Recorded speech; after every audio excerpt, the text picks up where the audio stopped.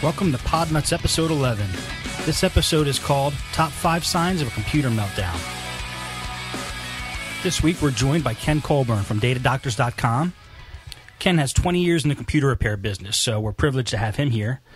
Make sure to check out the forums that I just started at podnutz.com/forums. And lastly, if you want to follow us on Twitter, we're at twitter.com/podnutz, where we will try to offer useful information to you throughout the day. Okay, we're on with Ken Colburn from datadoctors.com. Ken has been in the computer business for 20 years. He actually started his own business 20 years ago, and he built it into what Data Doctors is now. You should definitely go to datadoctors.com and check out the website. He also does a radio show where you can get to going through his website as well on station 92.3 KTAR in Phoenix, Arizona. Is that right, Ken? You got it. And you guys do Saturday from 12 to 2 every week, right? 12 to 2 Pacific. And, of time. course, because we live in Arizona, we don't do no stinking daylight savings time, so it changes from time to time throughout the year. So if you're outside of the Arizona market, you got to change your clock if you want to be able to continue to tune into our show. I think that happened to me. I think that happened to me one time when I tried to find your show. Can they listen live on the air through the internet? Absolutely. The radio station carries it through their stream, and then we try to podcast every broadcast as well. Okay, great. All right, Ken, well, why don't you tell us just a little bit about yourself and Data Doctors and what that's all about? Sure. I started the business quite by accident about 20 years ago. I was actually working in a computer store that didn't provide any service, and more people were coming in saying, what do I do with this hard drive that I bought? How do I install it? Who do I call? It just dawned on me that if I could learn how to do some of this stuff, I could make some extra cash. And that, quite frankly, was the meager beginnings of Data Doctors. Certainly didn't have the name or the concept. It was just, heck, if I could learn how to install those hard drive kits that everybody was buying, I could make some extra money. And from there, it just became, well, what else can I learn? What else can I do? And it just turned into more and more, and networking, and eventually into data recovery. And so here we are 20 years later. We've got a retail chain in Phoenix. We've got a national franchise company, and we built a pretty high-level data recovery lab that provides data forensics and data recovery services for people all over the world. So it's been a heck of a ride for 20 years. Yeah. When did you get into the data recovery stuff? Is that something that got in later in the business? Because that's something I don't have a lot of experience with, and I'm getting curious about because there's a huge demand for that, especially with a lot of my customers. Yeah, I mean, lost data, and what's interesting is all these new devices we hear about, like solid-state hard drives and what have you, and how they're not going to have the same problem as magnetic drives, and we're already starting to see those in our lab. So, anything that stores data potentially can fail, so that data recovery or retrieval and disaster recovery is always going to be a big deal, big opportunity for people out there.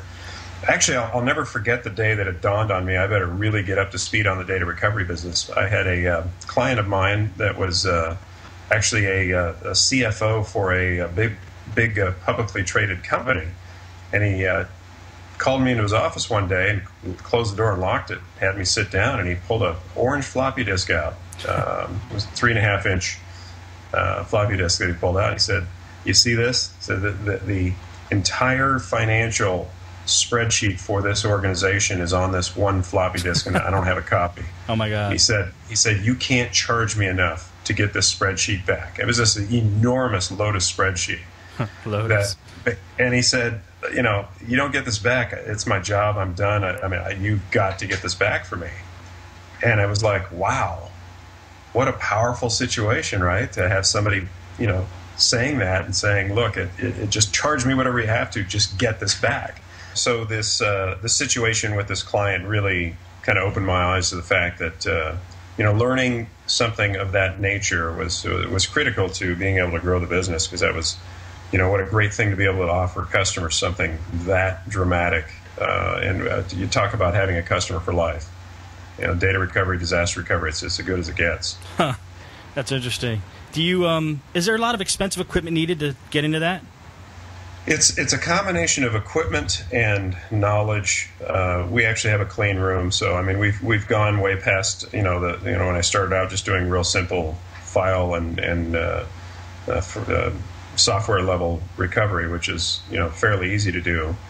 To get into the point where we'd get clicking hard drives and wouldn't wouldn't be able to get the data off, and frustrated by the fact that we didn't know what to do with those drives, and tried all the old wives' tales about putting it in the freezer and all that stuff, and none of it really generated any real results. Right. So we had to ship the stuff off to companies that had the ability to do this, and so that became another obsession, was to learn how to remanufacture these hard drives. What does it take to be able to do that? And it's pretty obvious now that we know how to do it, why so few companies can actually do it. You have to have a huge library of donor drives to be able to take good working components off of. And you have to be able to almost do microsurgery, doing head transplants and replacing electronics and what have you. I've sent employees to the far ends of the world to find different technologies that are out there that really allow us to be as good as it gets when it comes to data recovery. But it's it's one of those things that no matter how much you want to do it, it's not something you can do quickly. It takes a long time to gather the knowledge, and so our internal protocols that we've developed over the last 12, 15 years, that's really the value in our data recovery business. We can identify the situation early on, so we're very efficient, and we understand what it takes to actually get that data back. Right. Yeah, it sounds like a very useful thing to know how to do. I tell you, it's wonderful. We've had the stories. You see all these reality shows on TV. They're all based on the human condition and the emotion that goes on with whatever it is that they're doing. It was just, there's a huge story behind every data recovery that we deal with. In the last 5 years or so, we've seen what we call the desperate housewife syndrome. That there's a woman coming to us that's in the middle of a divorce proceeding, and their attorneys told them that if you can find any dirt on your husband, through the computer, it may help with the custody situation. And so we have this constant stream of people coming in because their attorney said, go take it in and see if they can find anything. Wow. And it's just these crazy things. The digital camera has completely changed our data recovery business. Wow. There was a time when the only customers we saw were pretty much businesses, but now with you've got people that have 3 and 4 and 5 years worth of digital photography on their computer, and they don't back it up, and the hard drive crashes.